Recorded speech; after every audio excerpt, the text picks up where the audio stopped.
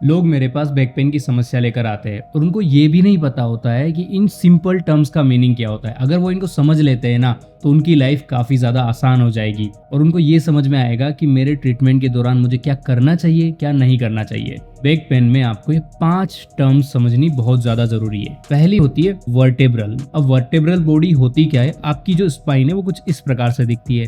इसमें ये भी हड्डी है, ये भी हड्डी है, ये भी हड्डी है और इसी को वर्टेब्रल बॉडी ऑफ स्पाइन बोला जाता है, मतलब कि इंडिविजुअल हड्डी जो आपकी स्पाइन में है। दूसरी आ जाती इंटरवर्टेब्रल डिस्क। इन दोनों के बीच में ऐसी डिस्क रहती है जिसको इंटरवर्टेब्रल डिस्क बोला जाता है। तीसरी चीज आ जाती है स्पाइनल कोड। आपकी जो स्पाइन है ना, जो आपको दिखती है, वो आपके मस्तिष्क से होकर पूरी बॉडी में जाती है और बहुत सारी नर्व को कैरी करती है और कुछ इस प्रकार से दिखती है। उसके बाद बारी आती है नर्व रूट की। जो आपकी स्पाइन आपके नर्व्स को कैरी कर रही है वो कुछ इस प्रकार से दिखती है और वो जो नसें हैं ना, वो ये येलो येलो है ना, कुछ इस प्रकार से दिखेगी और इन्हीं को नर्व रूट बोला जाता है। पांचवी चीज है फैसेट जॉइंट। अब फैसेट जॉइंट होता क्या है, देखो स्पाइन का मतलब ये नहीं होता है खाली ये हड्डी और इसके बीच में डिस्क है। इसके पीछे भी बहुत सारा सपोर्टिंग स्ट्रक्चर होता है और उसी सपोर्टिंग स्ट्रक्चर में आता है फैसेट जॉइंट।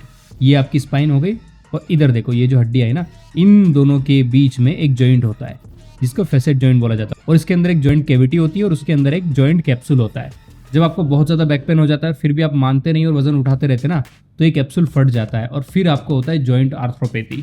तो आप इन पांचों टर्म्स को समझ चुके हैं तो अपनी एमआरआई देखें और पता करें कि आपको इशू कहाँ पर है और उसको कैसे एड्रेस करना है।